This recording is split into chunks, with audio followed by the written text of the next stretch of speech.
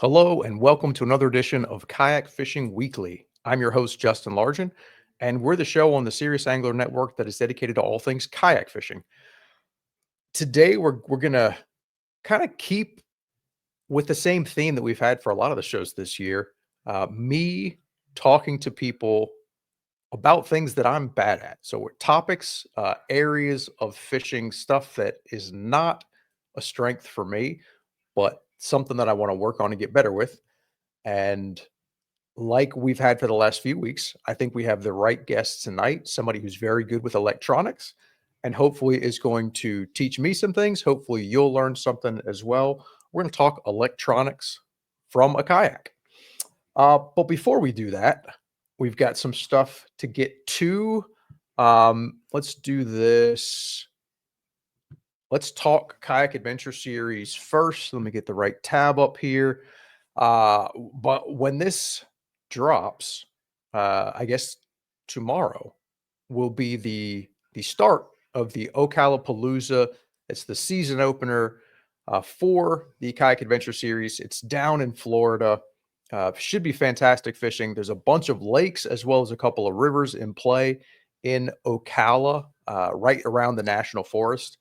Orange Lake, I believe that was rated the best bass lake in the country by Bassmaster Magazine recently. Loch Loosa is another one in there. A bunch of Ocala National Forest lakes, the Ocklahawa River, and I'm going to booger this up with Lakuchi, with La, I don't know. Another river is in play. Good luck to everybody who's down there fishing that event. I'm sure some big fish are going to be caught, and I think that guys are going to have a lot of fun down there. I'm jealous. Sorry I can't make it, but good luck to everybody that's fishing it. And if you're a local Floridian, there's still time for you to get signed up. And I think that's all we got in terms of news. Um, I want to do things a little differently. We're going to start with Kings of the Week because I overlooked somebody last week, and I got to come up with a better system.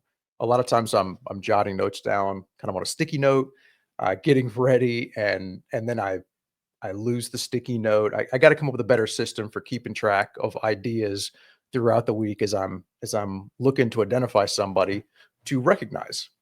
And yeah, long story short, I overlooked Miss Becky Robinson.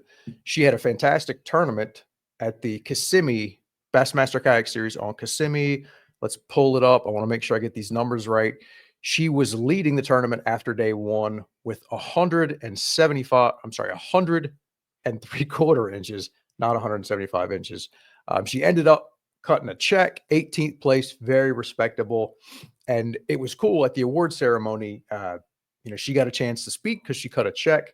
Um, and really, I think she captivated the entire room there with her story. Relatively new to kayak fishing. She's only been doing it a few years, where a lot of the other people, myself included, we've been doing it a very long time. It was cool to hear about her success. See how excited she was. She's very passionate about the sport. And you can read about it over on the Bassmaster website, bassmaster.com, kayak news. Yeah, if you want to read some more about how she caught them during that event. But I wanted to recognize her. Sorry I missed you last week. Total oversight on my part. But Queen of the Week, Becky Robinson. And then I wanted to recognize another person. Let's see if I can actually share the screen this time. Ogity. So for folks who are not looking at the screen, this is Jerry Yang, and he went out Super Bowl Sunday and caught this giant. It's a 25-inch largemouth. Let's see if we can scroll between the screens. Show you a couple more pictures of this fish, but a giant fish, 25 inches, and there we go, 10.25 pounds, a massive, massive fish. Fishing on Lake Hodges in California, giant fish. Thanks to the guys over at Catch USA for sharing this on their social feed. Awesome fish. Congrats to Jerry. He is our king of the week. So congrats to Becky and Jerry, our king and queens of the week. And I think that's going to do it for our preliminaries. time to get into the juice and get to our guest here. All right, let's bring on Jake. Ladies and gentlemen, Jake Angulas. Did I say it right? Yeah, you did. You got it right. Awesome. Jake, thanks for joining me. For folks that don't know, shoot, I think I first met you on the Potomac a couple years ago. You won you swept the KBF Trail Series that weekend. I know you're a fourth up in the Northeast, Massachusetts, New Hampshire. New Hampshire, close, Close. and you're also a force to be reckoned with on the national trails. Some very impressive finishes. I know you're very young, but very skilled for your age. And at least I know you've qualified for the 10 at least twice. Yeah, I've made the 10 twice. Awesome.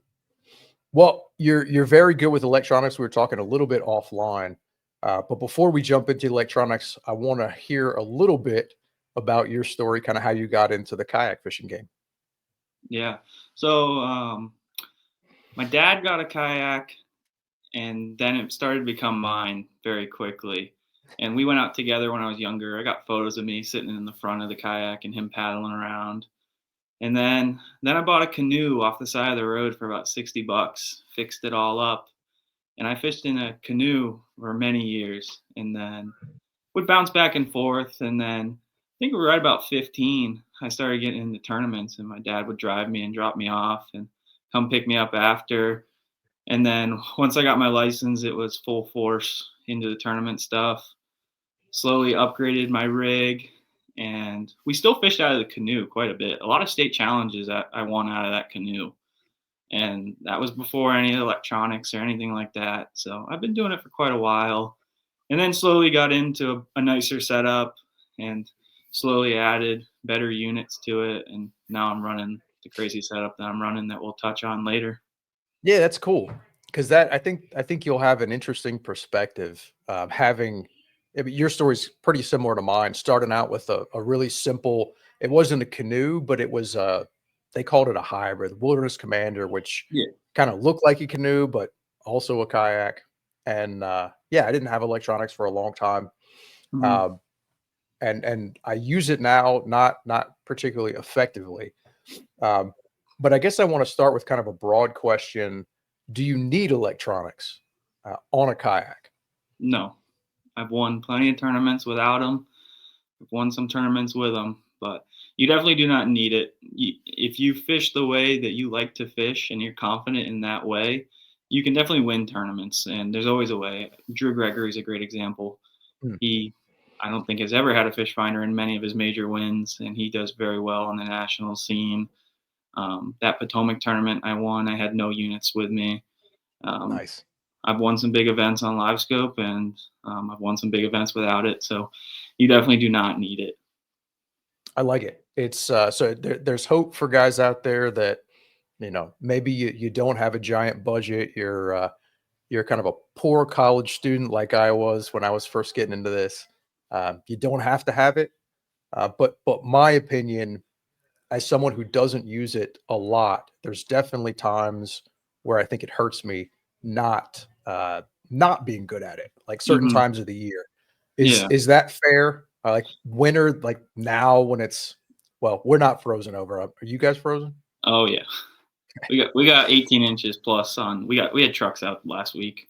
Jeez. We got tons and tons of ice. The most ice we've had in the last couple seasons. I got to I got to be more thankful because I don't have to deal with that. I Yeah. could get out on the water if I wanted to. We've had a Hmm. little bit of ice this year, but not we never really get anything enough to where you can get out on it. It's Yeah.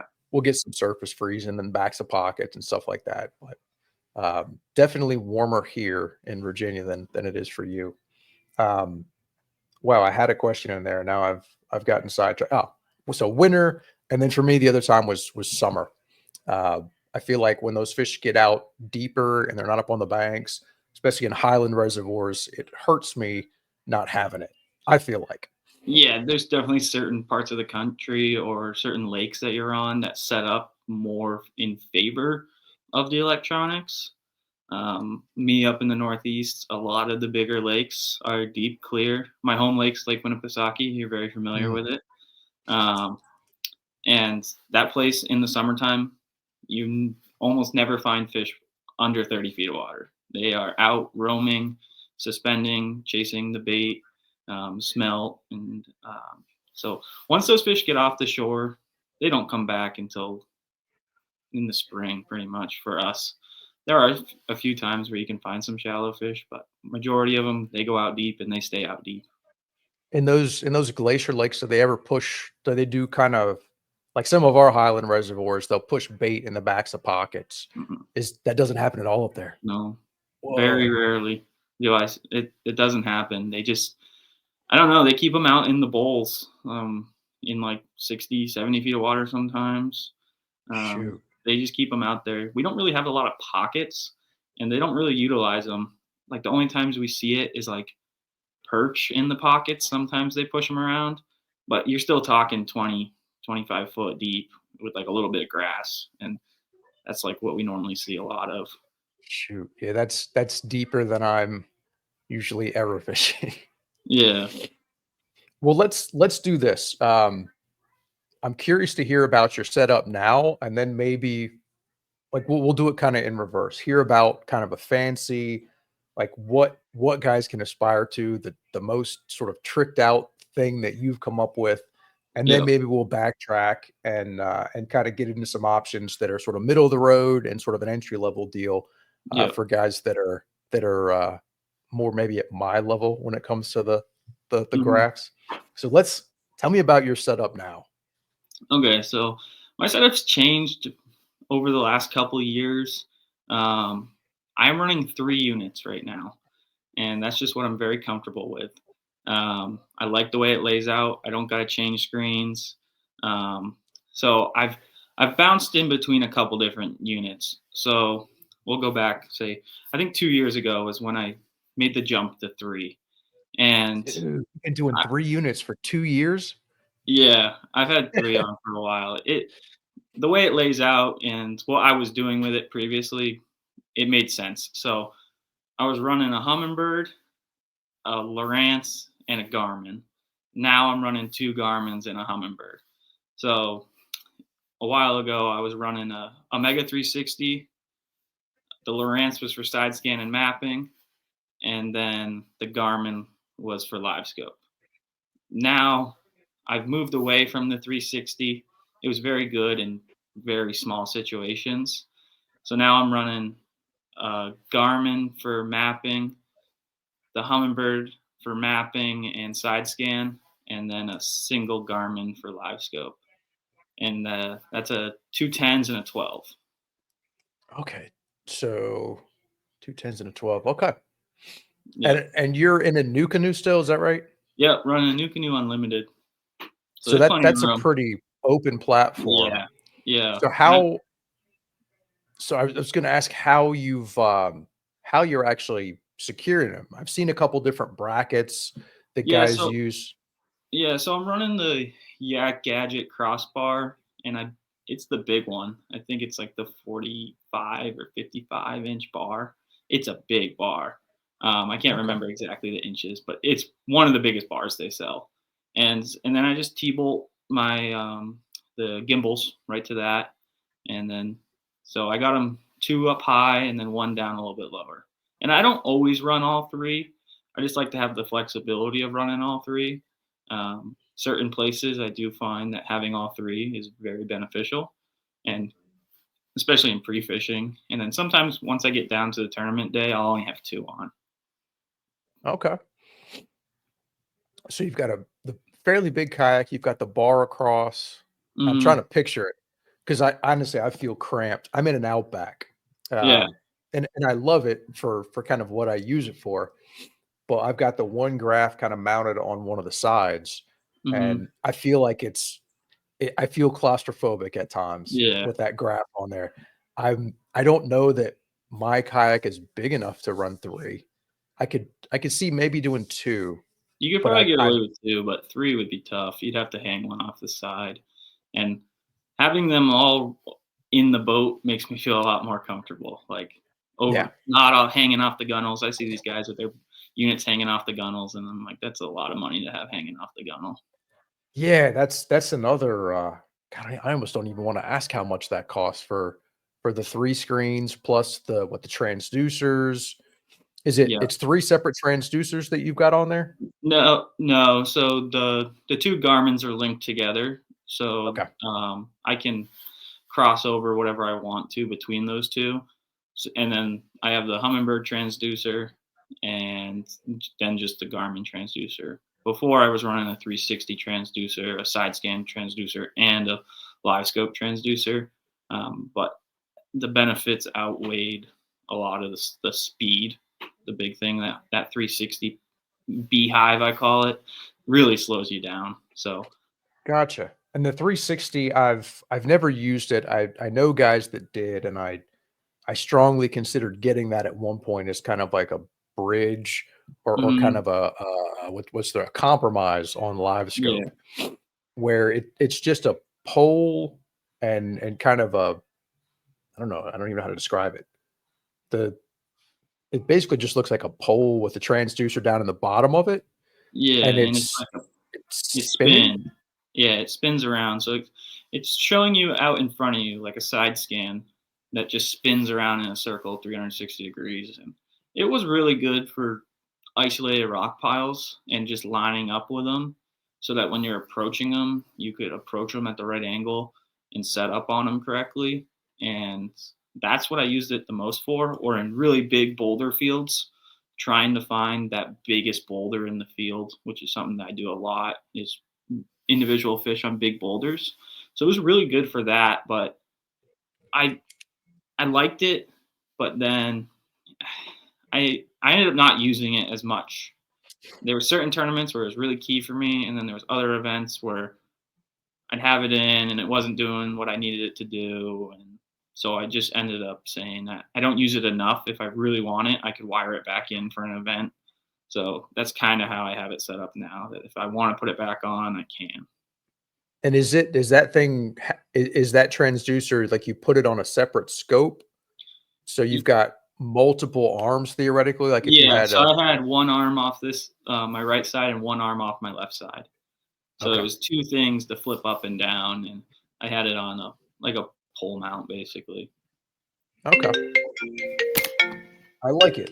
I'm still kinda curious because I can't remember what tournament it was, but, I think it was what was it? I think it was a KBF tournament. I don't think he won, but he was, like, top 3 maybe. I remember Casey Reed was it was somewhere up north. I wanna say it was, like, Erie, but it was in the bay, one of the bays, Mhm. and I remember him using it and talking about how he could just, you know, look and see on the screen kind of where it was like holes. I don't remember if it was rock piles or Yeah, what it was specifically, but it yeah. was he could just sit off and he'd see the fish, not necessarily in real time, but he was able to use that to sort of pick out targets. Yeah, And I could it was great for doing that, and it was great for just running down the bank, and you would see, like, something odd stick out.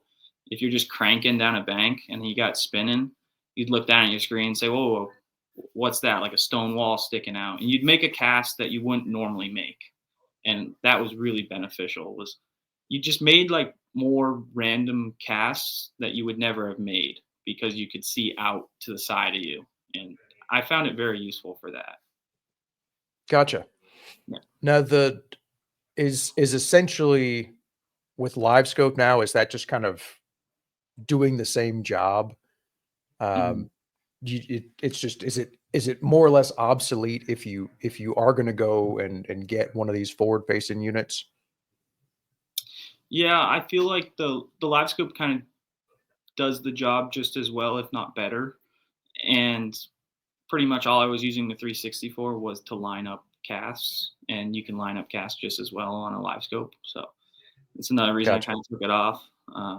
And I mean, you can't really throw at individual fish on a 360, where the live scope you can throw at individuals. You can actually track them. Yeah. Oh, yeah. Gotcha.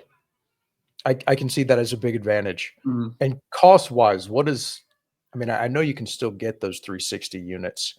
Yeah. Um, how is that a little more reasonable than a live scope unit like a Garmin, or is it Uh, similarly priced? it's gonna end up being similarly priced in the end. Um, so you're kind of apples and oranges. You'll probably save about like $400 in the long run. I think I haven't checked up on prices recently, but about $400. But if you're gonna get to, if the plan is eventually to end up with live scope, in your opinion, is it better off to just sort of skip that step? Yeah, yeah. Okay. It's kind of what I figured, Hmm. and that's kind of where my head has been because I want to kind of catch up with everybody. I'm way behind. I don't have a live scope unit. I had a chance to fish with Casey and see what he was able to do with it uh, last summer. I forget what month, but it was eye opening, Yeah. and it sort of opened up a world that, to me, anything you get out away from the bank very far, it's just the abyss. And being able to Hmm. actually see what's going on down there is cool. Yeah. And it made me want to learn it. But I'm also, it's I look at it, I'm like, I want to say that live scope, what is the Garmin around 3,000 now? Something like Mm, that. yeah, it depends on what screen size. I know the transducer is like 1,600 and change, and a unit is somewhere around that part. But I buy all my units used. I don't know. That's just what I Ah, do. So um, be careful of the scammers. There's a lot of scammers out there trying to sell used live scopes and units and stuff. But I think all my units I've bought used. that is I like that idea. So how Yeah. you mentioned scammers. How do you tell like that something's a legitimate deal that somebody's offering versus is it just like a ridiculous price? Yeah, ridiculous price, and if you ask them a few questions that anyone would know about a live scope and they can't answer them, it's probably a scam. I always called the guys that I bought from just to make sure they're real people, but just be careful out there. There's lots of them, and it looks really Gotcha. good on paper when they got $1,000 live scope, and it's never good. But use or is that like Facebook Marketplace or are there Yeah, boating sites? I've bought mine on Facebook Marketplace, but if you're like, there's a lot of great electronics companies that sell them. I live very close to Bass Fishing Electronics, and he sells used units all the time. He's moving inventory every single day, and there's some great deals that pop up. And these guys stay up on the sites, and you can get some really, really good deals. Awesome. All right, let's talk live scope a little bit. I almost don't even know what questions to ask because I've only seen it the one time. I've talked to some guys about it, but um, what I guess advantages, um, just from somebody on the outside looking at it in to me, I just see guys, whether it's guys in our kayak tournaments or guys fishing at, out of the bass boats, it seems like that is the way to go. And certain times of the year, you're getting left behind if you're not doing it. Yeah, so um, I'll kind of break it down to make it a little bit easier. Um, so with the live scope, it's not the fish aren't going to jump in the boat for you. It takes a lot of time and a lot of messing with settings, and certain units are easier than other units to learn and get really efficient with. Um, so me personally, I started with the Active Target 1 right when it came out, and so I've been running scope for a pretty long while. And one of the hardest things to learn is your casting distance, I found. And so, like when I first got it, oh, and I figured out what a fish was because when I got it, there wasn't a lot of videos on this stuff. So Hmm. figured out what a fish was, and I go to cast, and my lure is just way off, way far. Like, I don't think you realize how close 20 feet is until you really start thinking about it. And the easiest thing that I found was thinking, okay, I got a 7-foot rod. So 20 feet is only one more rod length in front of me. And then, okay, I'm in a 14-foot kayak, so, or a 12-foot kayak. That's only 2 boat lengths in front of me. So like stuff seems really far away until you start figuring it out. And then I also did trying to figure out how to explain this, like a different type of cast. So I knew that a light roll cast with a drop shot with a half-ounce weight is a light roll cast is like a max 40 foot. And then when I kind of get like a sidearm cast going, that's probably going to go 60 to 70 feet. And to hit that 100-foot mark, I got a big wind up and send that cast out to them. And Really that kind load of that rod. helped. Yeah, it kind of helped, like just repetition, like over and over again, and remembering like, okay, if it's at 40, I don't have to make a big overhand cast. I can just make a little roll cast, and that's gonna probably hit 40 feet most of the time. And casting accuracy is huge with the live scope.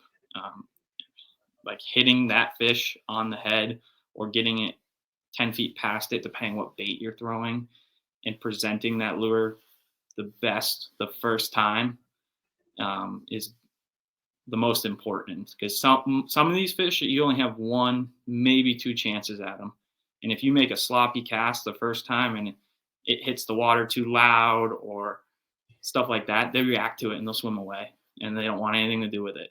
And then picking the right bait to throw at them based on their positioning and their mood for that day. Okay. And when it comes to baits, what I mean, I see a lot of guys throwing jerk baits, watching Bassmaster Live. You see a lot of the minnow style baits like Mhm. Demiki rigs. Um, are you like those, or are there others that I'm overlooking? Yeah, so like if I'm going, and it all depends where I'm at in the country. It's kind of like what my five are. I always have a drop shot on, and I'll just alter the bait depending where I'm at. I feel like that's a great bait. You can put it right on their heads. They can chase it to the bottom and eat it. If they're on the bottom, you can sit there and shake it. If they're on a stump, you can creep it up to them and shake it. I feel like a drop shot's a great one. The minnow, obviously, the minnow has been dominating, and it is a great bait. Once you figure it out, you get the right setup, you learn how to shake it, and you get the right baits, um, and you can get that perfect action and know how to work it. It's a phenomenal bait. Um, and getting the right weight of head is very important with the minnow for how deep you're fishing and what mood the fish are in. And then I do have a jerk bait on.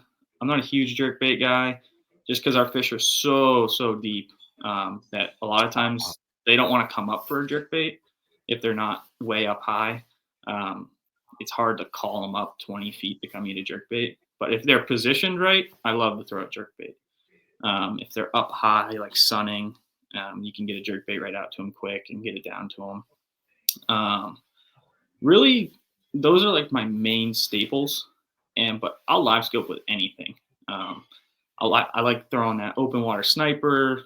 I like throwing the Ned rigs, and but even cranking, I crank a lot on live scope.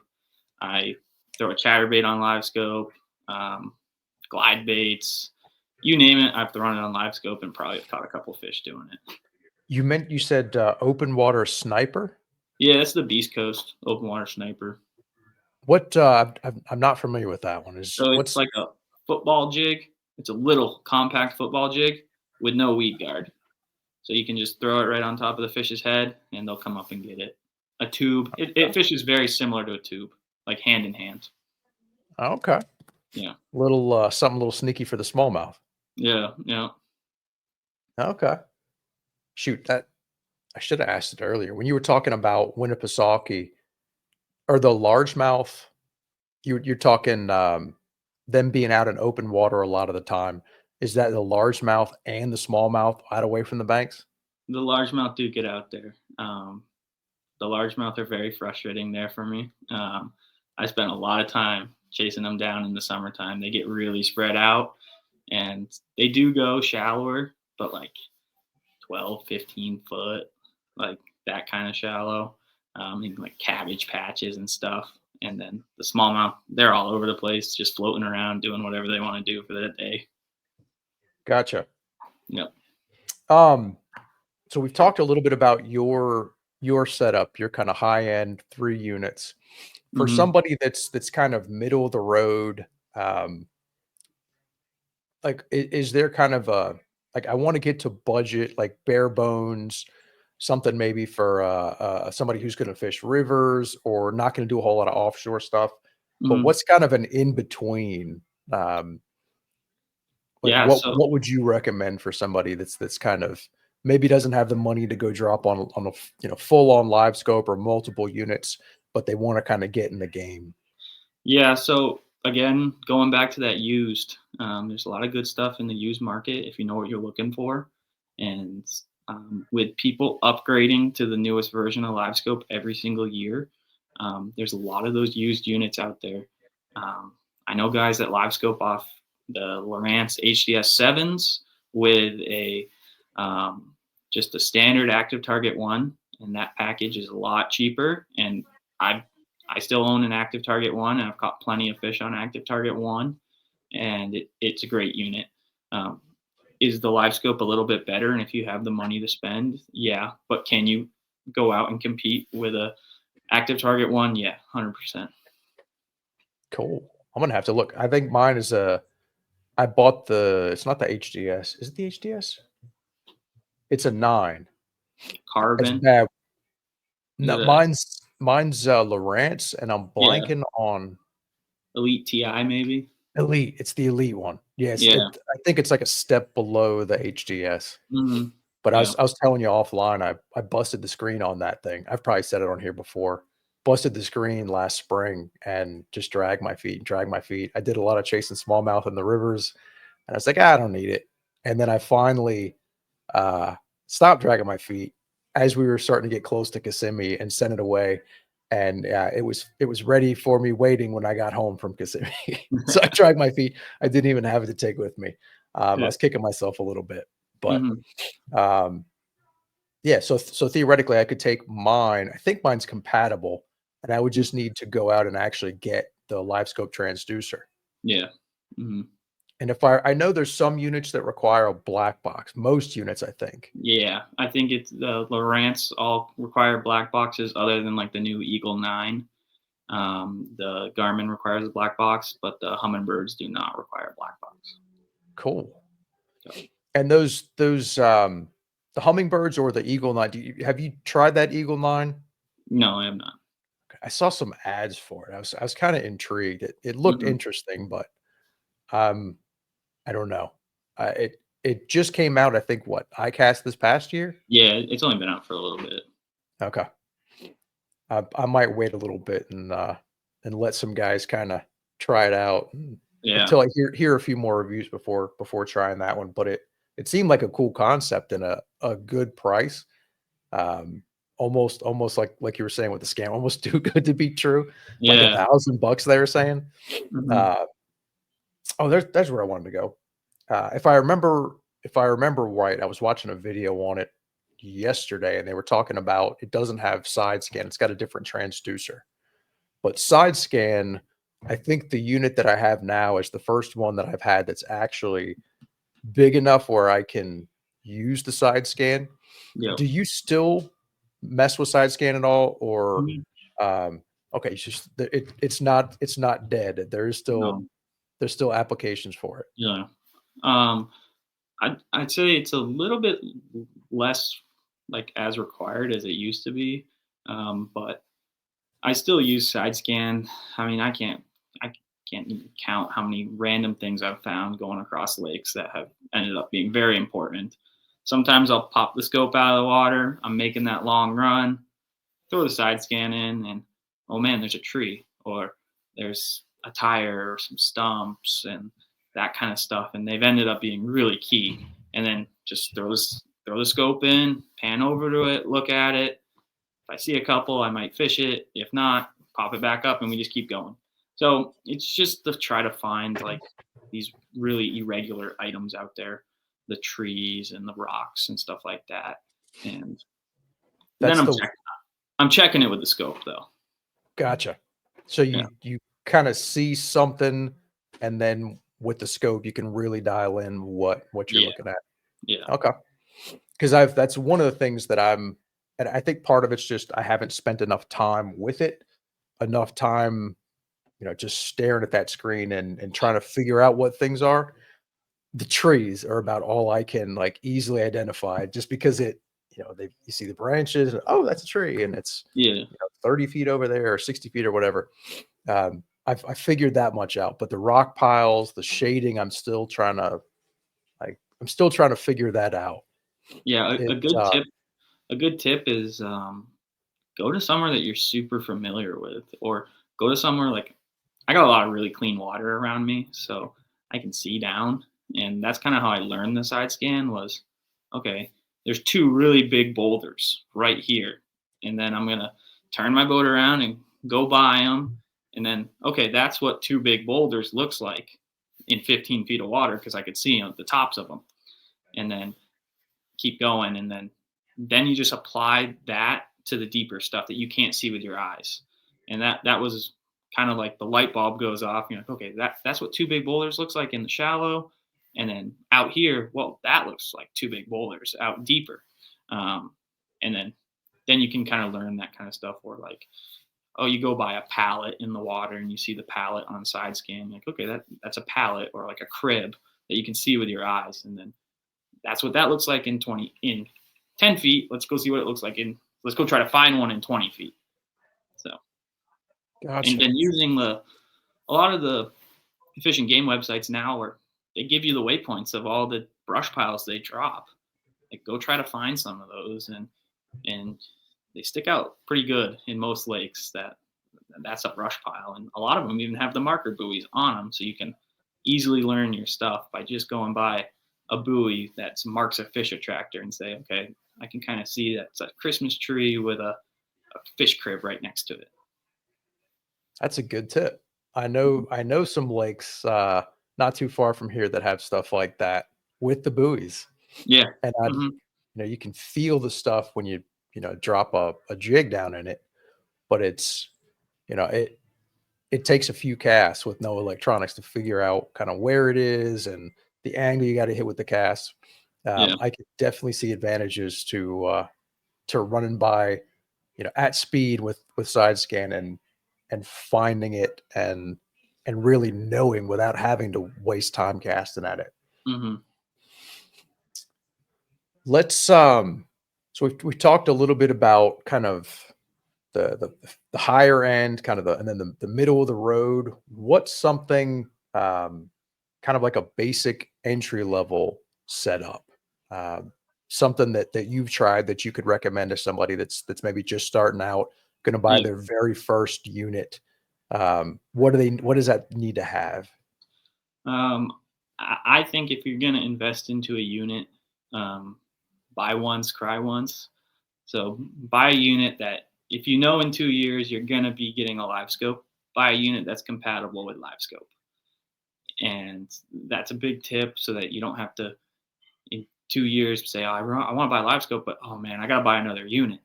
So buying a unit that works with live scope, and buy the biggest unit that you can afford at the time. So if it's a 7-inch, a 9-inch, buy the biggest one that you can afford. And I would recommend it have side scan. And then a lot of people don't talk about it, but the mapping and buying a good mapping chip. And I find so much stuff on all the different mappings. And that's why for a while I was running all three brands, because every brand is a little bit different. So, like your Humminbird chip versus your Garmin chip versus your Lowrance chip. On the Lowrance chip, I at one event I was fishing humps that came up to 20 feet, and this was before I had the other brands, and I made a mile run out to nothing because that chip was off. So I wasted a whole mile in the kayak because the chip was wrong and there was no hump there. It was completely flat bottom when I got all the way out Mm. there.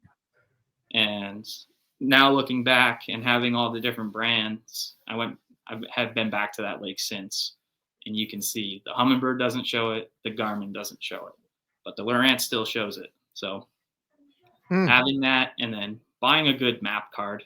The mapping is so important to seeing how the bottom lays out and reading the depth contours. And sometimes the Humminbird has that weird little hump that sticks out farther, and you just follow that out a little bit more, and where you would have turned off if you were running a different brand. So the map cards, they're expensive. They're like, some of them cover the whole U.S. and other ones only cover the regions. So Humminbirds only cover certain regions. But on certain lakes, it's a very beneficial thing to have a good map card. And Hummingbird's got the Lake Master, is that right? Lake Master, and then Lowrance and Garmin are running Navionics. Navionics. Okay. Yep. I like it. Shoot, I don't think I have, as we talked, I brought up the Eagle, we talked 360, we talked side scan a little bit. Oh, let's talk live scope specifically, your setup. I've seen a couple different mounting systems or ways to deploy it, because a live scope, the transducer is a little bit different than your traditional side scan or 2D one. Mm-hmm. What are you using to deploy that? Yes, I got it right over here. And so I'm running the Sniper Marine pole. Nice. This has been a couple seasons I've ran this pole, and I've ran multiple different brands. So I've tried probably 3 before I found this one. And so I tried the whole homemade route when I first got it. And I was like, man, what am I doing? I spent all this money already. So why am I cheaping out on a homemade PVC pole? And then this was before Sniper came out. So I tried another brand that was much better. And then Sniper came out, and they reached out to me. And I've been running one of these for the last couple of years. And it's super smooth, really easy. Transducer goes on super easy as well. Cool. And the wire goes inside, so you don't have to worry about hooks catching on your wire. Or if you get a fish that wraps around it, anything like that, it's a smooth pole, so there's nothing that's going to catch. So I've been very happy with it. And I mean, you can see she's got some miles on her. She's got a perfect ring around her from doing a lot of scoping, and I've very much enjoyed that pole.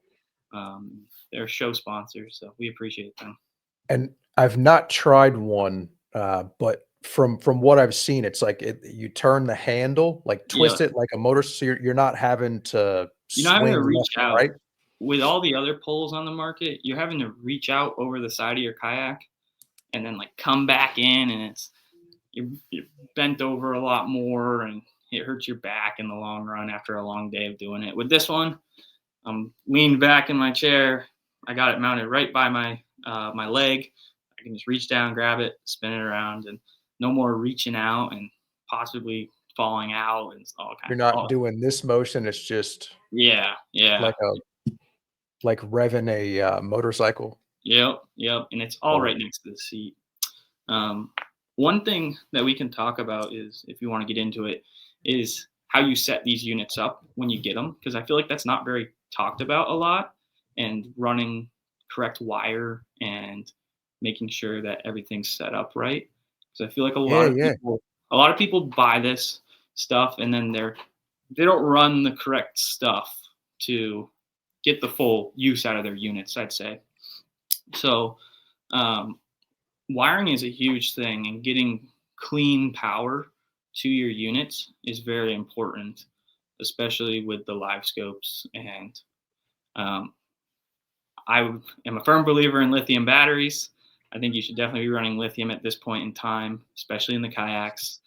They don't weigh a lot. They last longer. The only downside is that price. But what I see a lot of people do is they cheap out on the wiring. Again, you spent all this money, you've invested all this money, and then they cheap out on the wiring. They put in too small of a gauge of wire inside their boats, and they're putting bad crimps, and it doesn't help if your stuff doesn't work. So I run a power harness, and it's very similar to what you see in the boats inside my boat. And what that consists of is it's an 8-gauge or 6-gauge wire running to a fuse block, and then all my leads will go into that. and then I have a plug in the back that I plug my battery into, and I'm running all my power, a dedicated power source to my units. So I have one for my trolling motor and then one for all my units. So that way I see people try to get away with one battery and then they're clicking the trolling motor on and off and it's giving pulses through your unit because it's Gotcha. pulling the power. So you want to try to separate that as much as you possibly can. And then running a heavier gauge wire, especially if you're going longer distances. So if you got your units in the front and you're doing a through hole to get power from the back, running that power harness. A lot of companies are coming out with pre-made ones. I made my own, but I know Amped has a great power harness that they sell that's pre-built for the kayak. It's good for 2 units and a black box. Um, and I know some guys running that one, and they said it was super easy to put on. It has all the connectors. It has all the right connectors, and it's already done. So all you have to do is feed it through your boat, feed your wires through your boat, connect it all in, plug it in, and you're good to go. So I feel like not a lot of people talk about that. And again, you're spending No, so dude. much money, you might as well spend the extra little bit of money to make sure that you're getting clean 13.2 volts or 14 volts to your units all day long. And I feel like that's very missed with a lot of the kayak guys is not running a clean power source and So, enough power. These units pull a lot of power, so you want to try to have more power than you need.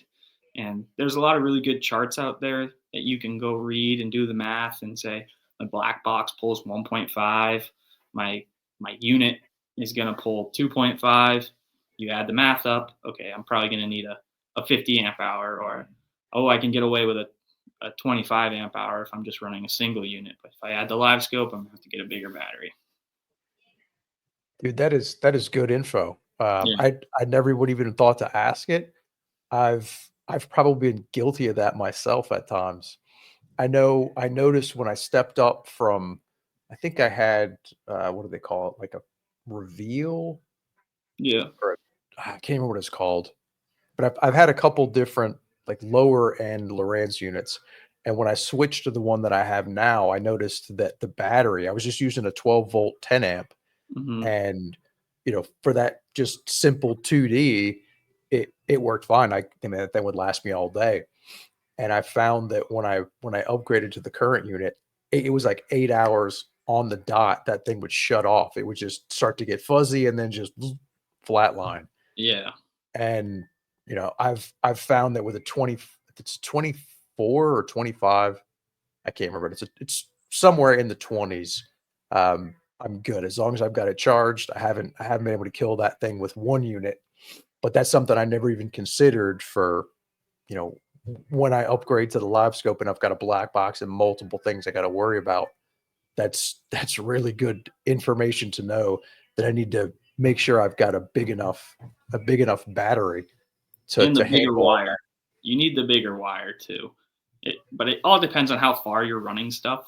So if you're only running it from like the 2 little tiny tag ends that come off of the plugs, your red and black, if you're only running it from there directly to a battery, you're fine. But it's when you start doing stuff at distance is where you're going to see that power droppage. Because if you run, I've seen people, they run the thin wire and they're running it 10 feet, and then there's this huge drop off, and then it makes your screen less clear and you're not seeing the same picture that your buddy's seeing sitting next to you. And um, I've seen the difference side by side, and it's a notable difference. Dude, that's a great tip. And you said Amped makes those Yep, those Amp harnesses? does, they sell a kayak power harness right on their website that I know some guys have used and they really like it. And it's all done. It's You just got to throw your black and red leads into it, do a little bit of heat shrinking and crimping, and out the door you go with your power harness. And it's just they take the bass boat power harness they sell and they make it a lot smaller for the kayaks. So instead of 20 feet of wire, they have it with like 8 or 10 feet of wire. That's what I need. I've learned messing around with the kayaks a little bit, how to do some things with electronics. Like I've gotten okay with the crimping and Mhm. attaching different quick connects and leads and stuff like that. But I'm by no means an expert at that. So making it idiot proof, having somebody that's making Yeah. something that I can just grab and Yeah. plug it in and go, that makes me feel a lot better. I know that I didn't screw it up. Yeah. Yeah. I mean, you're investing all the money. You might as well invest into the last part of the build and buy once, cry once. And I've learned it the hard way by not buying the right stuff. So hopefully it saves some people from not buying the right stuff and um, makes your units run much better. Yeah, man, dude, that's great info.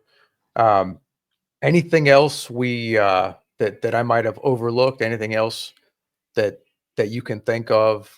Tip maybe to a final tip for somebody who's a noob. Crappie fishing. Like if you like fishing for crappie, it's a very easy way to learn live scope.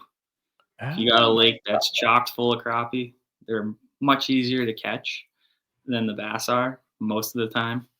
And that's one of the places I like right when I was trying to learn my live scope was I went to a lake near home that has tons of crappie in it and went out and just learned it because they float really high up in the water column normally and they get grouped up in big packs and they're normally not as hard as bass. And they're it's just it can help you in the long run with your casting distance and just getting that confidence in the live scope because I feel like a lot of people buy this technology, they get frustrated with it and they end up selling it because they don't want to go out and spend the time to learn it and master it. And they say, "Oh, I was catching them fine before," and they end up selling it. And if you just put a little bit more time into it, you can really master it, and it's a lot of fun. Especially where I live, um, we don't have a lot of trash fish, and that's another thing that I get frustrated with personally when I come down south is the amount of in quotes trash fish, your drum and gar your and cart. Yeah. gar, and all that kind of stuff. Up here, it's like it's either a bass or it's a trout, and that's pretty much our lakes are very clean, or your crappie and your white perch, but those are pretty easy to tell the difference between. But it's something I get very frustrated with when I go down south. Like I remember getting to Kentucky Lake and man, I got this new live scope and it's gonna be awesome. I put it in the water and it's Asian carp as far as I can see. And I said, this has to come off my boat because I will look at this and not even know what is going on. So I ended up taking it off the boat. And that's another thing is knowing when to commit to it versus knowing when to turn it off. Um, I've caught myself a couple times not wanting to turn it off, and I've gotten better with it. So I'll give an example. I was up on the St. Lawrence River fishing an elite kayak trail stop, and I tried to do the scoping thing all morning out deep, and that was what I thought was going to be the deal. And chasing them out in the current, hiding behind boulders and floating drop shots to them. And I was getting super spun out. I had one like 16 incher and I said, okay, I'm done with this. I turned it off. I went up shallow, started throwing a chatterbait in the grass and ended up catching them and ended up winning the tournament. But just knowing when to turn it off and say, okay, we got to turn this off, regroup, go back to the bank, or go do something different. And but then there's the opposite of tournaments where it's like on this lake, I know I got to be in this screen all day. And if I Mm. commit to it, and I'll have the opportunities at winning fish. And that's just what on some lakes that's what you got to do. And on other lakes it's hang it up and go to the bank. And or hang it up and stop looking at it and go just blind drag a football jig and stuff like that. So Gotcha. definitely knowing when to I kind of think of it as like very similar to big swim bait fishing, where it's like I'm gonna commit to the big swim bait, I'm gonna throw it all day, and we're going to see what happens. Or it's like, I'm going to go live scope. I'm going to go live scope all day, and we're going to see what happens. And we're going to have our opportunities. Might not be a ton, or it could be tons and tons of opportunities, and just capitalizing on every single opportunity, slowing down. Maybe, okay, I saw that fish really quickly when I was panning. I'm going to slow down, spin my scope, get it all lined up, take a deep breath, make the cast, and get that bait perfectly on him. Instead of making I see him at 80 feet out, I'm just going to make this random lob cast out to close to 80 feet, and I missed him by 20 feet, and he swims away, and he doesn't want anything to do with you no more. So, and Drew Gill talks about it a lot, just slowing down. You might only get one opportunity. Take your time, make a good cast. Or if you make a bad cast, get it away from that fish as fast as you possibly can so he doesn't see it, to scare him. Gotcha. Yeah. Dude, that's awesome info. Yeah. And I also use a bow mount. I don't think I could scope with a transom mount. I have tried. It's just not my thing. I know some guys, that's what they like to do, but I like the control of the bow mount. And I think, and I scope on a bass boat too, quite a bit. I've coached high school fishing for a couple of years on the bass boat, and have taught a lot of kids how to live scope, and they pick it up so fast. I mean, I've had kids go from what's electronic to live scoping by themselves on the trolling motor and catching fish. So the younger generation it's boom, boom, boom. They're connecting the Yeah, dots so fast, and I'm teaching jealous. them has been a lot of fun.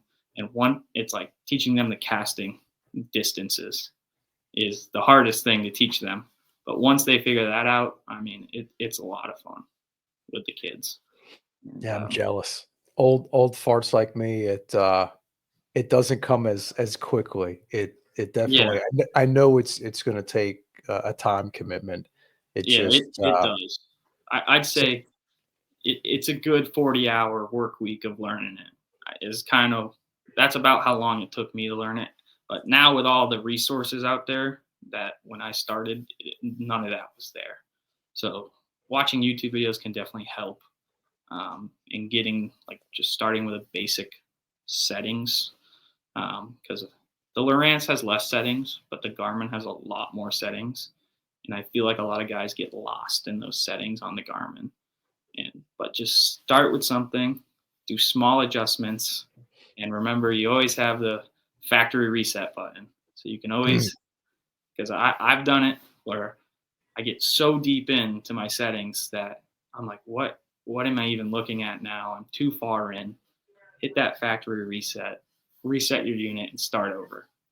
Um, because you can really get too deep into those units with all the gains, the TVGs, the ghost tree rejections, and they all have a purpose, but it's not a purpose that you're going to need every single day. And once you get one, learn that setting, keep using that setting, and make the small adjustments based on the watercolor. Because that's what I found is if I learn one setting, I know on this setting, that's what a bass looks like, or there's my bait, and I can see my bait perfectly, and that kind of stuff. dude, that is good info.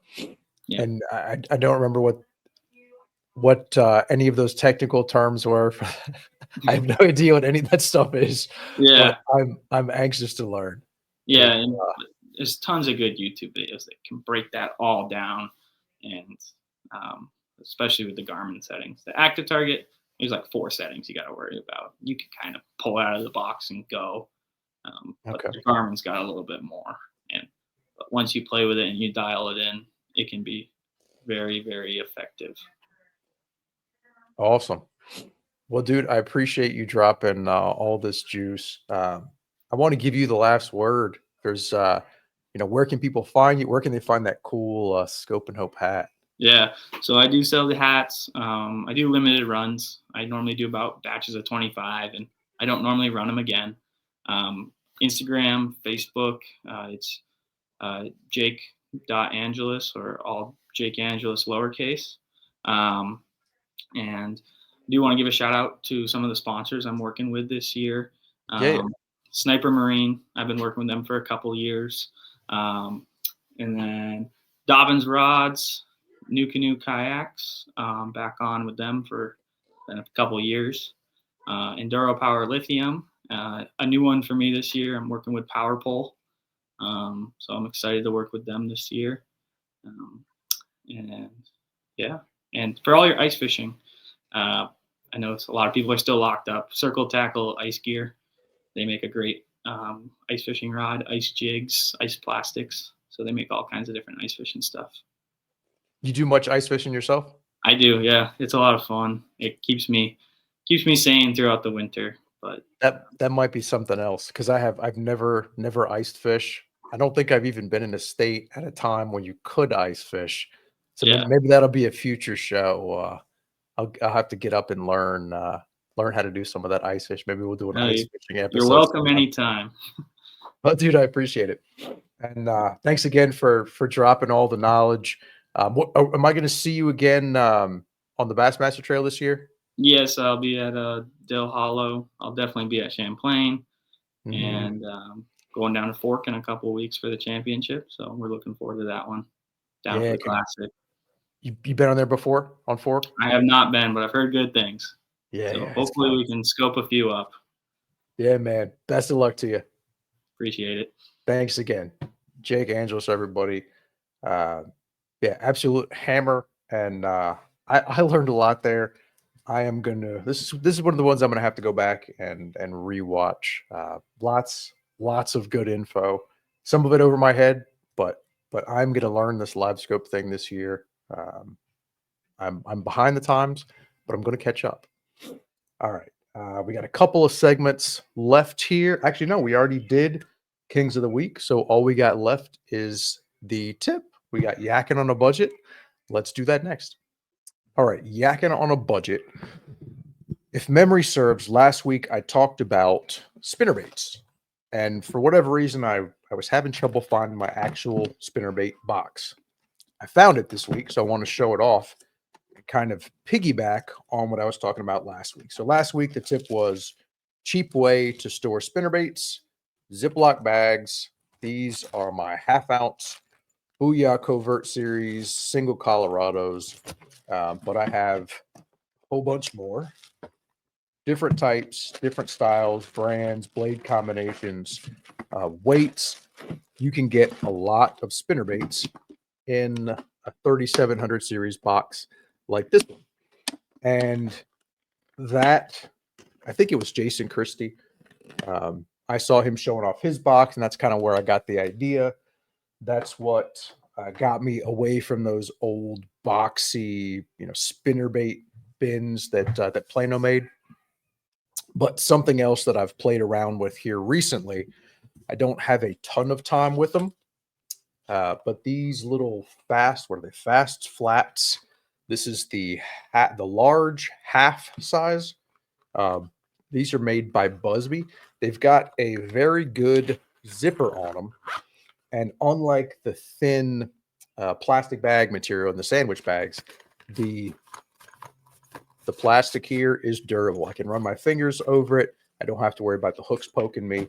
Um, so we're getting sort of away from the typical theme. These are definitely not budget friendly.